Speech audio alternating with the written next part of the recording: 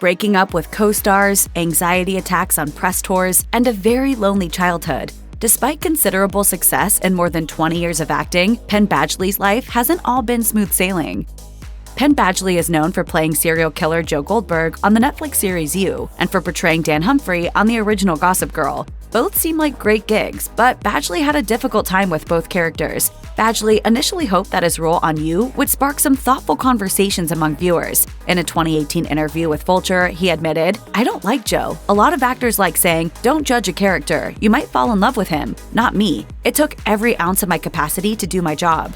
It turned out that fans were actually enamored with Joe, viewing him as someone risking it all for love. Badgley told Entertainment Weekly, "I think all of my fears were confirmed. For instance, the devilish charm of Joe, almost painting over his lethality." I'd say they, like Joe too much. When it came to Badgley's role as Dan Humphrey on Gossip Girl, it wasn't so much that he hated the character, but that fans came to think he was his character. The actor told Vulture, "It's not that I don't like Dan Humphrey. It's just, after a while, you're known as somebody that you're just not, and this is somebody who I so am not." Additionally, Badgley grew frustrated with the convoluted nature of the show's plotlines, telling Vulture, "You start with something real, and it eventually becomes, against all odds, how do these 6 people still hang out every day? It's crazy."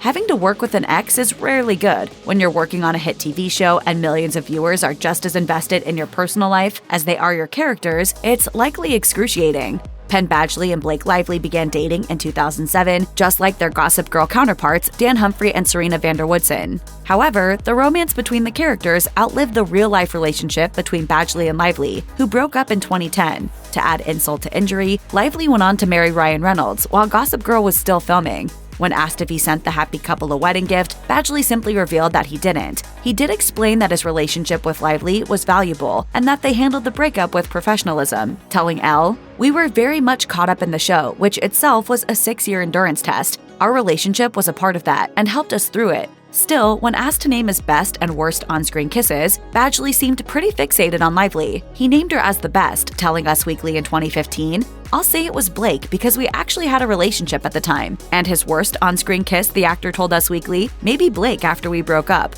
Apparently, he still had a little of that lonely boy energy at the time.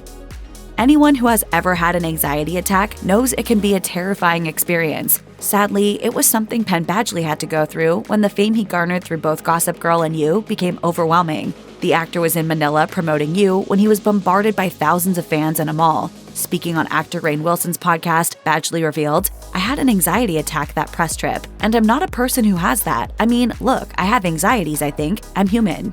The pressures of being in the public eye had clearly caught up with the actor. In a 2021 interview, Badgley reflected on his Gossip Girl days, revealing that public scrutiny was not something he was prepared for. As he explained to Vulture, people were not talking about mental health then, not in the celebrity sphere.